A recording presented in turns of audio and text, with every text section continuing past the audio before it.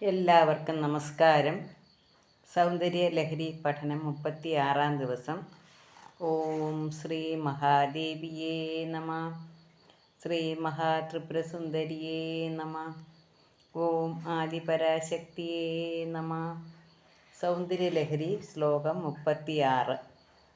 തവാജ്ഞാചക്രസ്ഥം തപന ശശികോടിദ്യുതിധരം പരം ശംഭും വന്ദേ പരിമിളിതപാർശ്വം പരചിത യമാരാധ്യൻ ഭക്ത്യാ രവിശശിശുചീനാമവിഷയേ നിരാലോകേ ആലോകേ നിവസതി ഹി ഭാലോകഭുവനെ.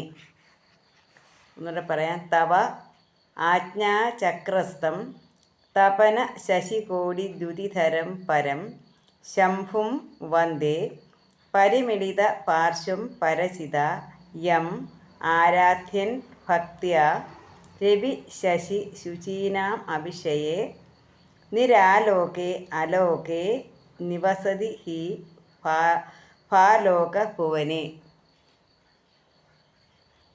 അല്ലയോ മഹാദേവി, നിന്തിരുവടിയുടെ ആജ്ഞാചക്രത്തിൽ വസിക്കുന്നവനായി സൂര്യചന്ദ്രകോടികളുടെ കാന്തിപുഞ്ചത്തെ എന്ന് പറഞ്ഞാൽ പ്രകാശത്തെ ധരിക്കുന്നവനായി പരചിത് കലയാൽ ചുറ്റപ്പെട്ട രണ്ട് പാർശ്വങ്ങളോട് കൂടിയവനായിരിക്കുന്ന പരം ശംഭുവിനെ ഞാൻ വന്ദിക്കുന്നു. ആ പരം ശംഭുവിനെ ഭക്തിയോടുകൂടി ആരാധിക്കുന്നവൻ സൂര്യചന്ദ്രാഗ്നികൾക്ക് അവിഷയവും ആലോകനത്തിന് ശക്യമല്ലാത്തതും ഏകാന്തവുമായ ചന്ദ്രികാമയ ലോകത്തിൽ നിവസിക്കുന്നു എന്നുള്ളത് പ്രസിദ്ധം. പരദേവി പരിപൂർണ കടാക്ഷ നിമിത്തം കുണ്ടലിനീ ശക്തിയെ ഉണർത്തുന്നതിന് സമർത്ഥനായ ഉപാസകൻ്റെ ഷഡാധാരങ്ങളിലുള്ള കുണ്ടലിനീ പ്രവേശത്തിലുണ്ടാകുന്ന ജ്ഞാനപ്രകാശ സ്വരൂപത്തെ ഈ ശ്ലോകം മുതൽ 6 ശ്ലോകം കൊണ്ട് വർണ്ണിക്കുന്നു. അപ്പം ഇത് ഞാൻ നേരത്തെ പറഞ്ഞതുപോലെ തന്നെ ഗുരുമുഖത്തിൽ നിന്നും കിട്ടേണ്ട കാര്യങ്ങളാണ്. അപ്പോൾ സാമാന്യമായിട്ടൊന്ന് പറയുന്നതേ ഉള്ളൂ.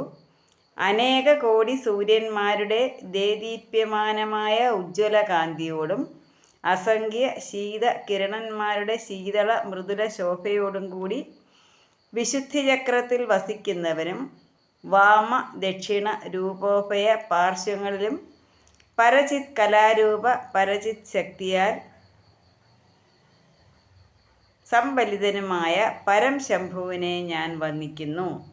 ഇങ്ങനെ ഇരിക്കുന്ന പരം ശംഭുവിനെ ഭക്തിയോടുകൂടി ഉപാസിക്കുന്നവൻ സൂര്യചന്ദ്രാഗ്നികളുടെ കിരണങ്ങൾ പ്രവേശിക്കാത്ത ആലോകാന്തരഹിത സ്വപ്രകാശ ജ്യോത്സ്നാമയ ലോകത്തിൽ അദ്വിതീയനായി വിഹരണം ചെയ്യുന്നു. എന്നുവെച്ചാൽ അദ്വിതീയനായി ജീവിക്കുന്നു.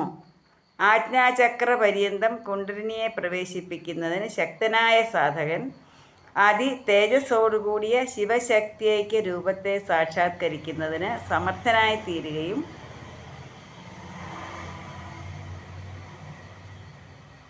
തദുത്തരക്ഷണത്തിൽ ജ്വാജല്യമാന നിരതിശയ ജ്യോതിസ്വരൂപ ലോകത്തിൽ നിവാസം ചെയ്യുകയും ചെയ്യുന്നു. അപ്പം ഇങ്ങനെയുള്ള ആജ്ഞാചക്ര പര്യന്തം കുണ്ടലിനെ പ്രവേശിക്കുന്നതിന് ശക്തനായ സാധകന് ദേവി ഏറ്റവും ഉയർന്ന സ്ഥാനം നൽകുന്നു. അപ്പം ആ ഭക്തൻ എവിടെ ചെന്ന് മോക്ഷം പ്രാപിക്കുന്നു എന്നുള്ളതാണ്. ശിവശക്തി ഐക്യരൂപ്യമുണ്ടാകുമ്പോൾ ശിവശക്തി മേളനമുണ്ടാകുമ്പോൾ ഒരു സാധകന് അല്ലെങ്കിൽ ഒരു ഭക്തന് അത് കാണാൻ കഴിയുമെന്നാണ് പറയുന്നത്. അങ്ങനെ കാണുന്ന ആ ഭക്തന് മോക്ഷം കിട്ടുന്നു. നമ്മൾ നമ്മുടെ കാര്യസാധ്യത്തിന് വേണ്ടി ഓരോ മന്ത്രങ്ങൾ ജപിക്കുമെന്ന് നേരത്തെ പറഞ്ഞിരുന്നു.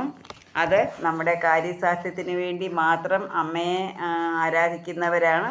അപ്പോൾ ദേവി പറയുന്നത് അങ്ങനെ പോരാ, ആഗ്രഹസാഫല്യം മാത്രം പോരാ, അവർ അമ്മയുടെ അടുത്തെത്തി എന്ത് വേണം? വീണ്ടും വീണ്ടും ഇങ്ങനെ കെട്ടുപിണഞ്ഞ് കിടക്കാതെ അവർക്ക് അതിൽ നിന്ന് സ്വാതന്ത്ര്യം വേണം, അവർക്ക് അതിൽ നിന്നും മോക്ഷം വേണം.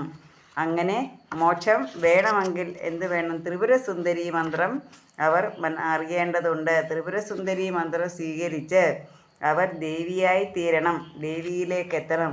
അങ്ങനെയുള്ള സാധകന് എന്താണ്? ശിവശക്തി മേളനം കൊണ്ടുണ്ടാകുന്ന പരമാനന്ദം ആസ്വദിക്കാൻ കഴിയുന്നു. അങ്ങനെ പരമാനന്ദത്തിൽ ലയിച്ച് അവർക്ക് മോക്ഷം കിട്ടുന്നു എന്നാണ് ദേവി പറയുന്നത്. അപ്പം ശിവനും ശക്തിയും കൂടാതെ ഈ പ്രപഞ്ചമില്ല. ഈ പ്രപഞ്ചത്തിൽ എന്ത് സൗന്ദര്യമുണ്ടെങ്കിലും അത് ശിവശക്തി മേളനമാണ്. ഈ പ്രപഞ്ചത്തിൽ എന്ത് ആനന്ദമുണ്ടെങ്കിലും അതും ശിവശക്തി മേളനമാണ്. അപ്പോൾ ഒരു സാധകന് ഈ ശിവശക്തി മേളനം ഉണ്ടാകുമ്പോൾ എന്താണ്? സദാനന്ദ സ്വരൂപത്തെ കാണാൻ കഴിയുന്നു. അതുപോലെ തന്നെ ശിവനും ശക്തിയും ഒന്നാണ് എന്നുള്ള ആ തിരിച്ചറിവ് ഉണ്ടാകുമ്പോൾ ആ ഭക്തന് മോക്ഷം ലഭിക്കുന്നു. അപ്പം അങ്ങനെയുള്ള ദേവിയെ നമുക്ക് ആരാധിക്കാം. ആ ദേവിയാണ് ഈ പ്രപഞ്ച മാതാവ് എന്ന് പറയുന്നത്. ശിവശക്തിയെ ഐക്യം നമുക്ക് കിട്ടുമ്പോൾ ശിവശക്തി രൂപിണിയായ ആ ദേവിയെ നമുക്ക് ഉപാസിക്കാം, പ്രാർത്ഥിക്കാം. തവാജ്ഞാ ചക്രസ്ഥം തപന ശശികോടി ദ്വിധരം പരം ശംഭും വന്ദേ പരിമിളിത പാർശ്വം പരചിത യമാരാധ്യൻ ഭക്തിയ രവിശശി ശുചീനാമഭിഷയെ നിരാലോകേ ലോകേ നിവസതി ഭാലോകഭുവനെ.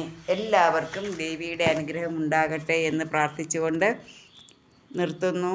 നന്ദി, നമസ്കാരം.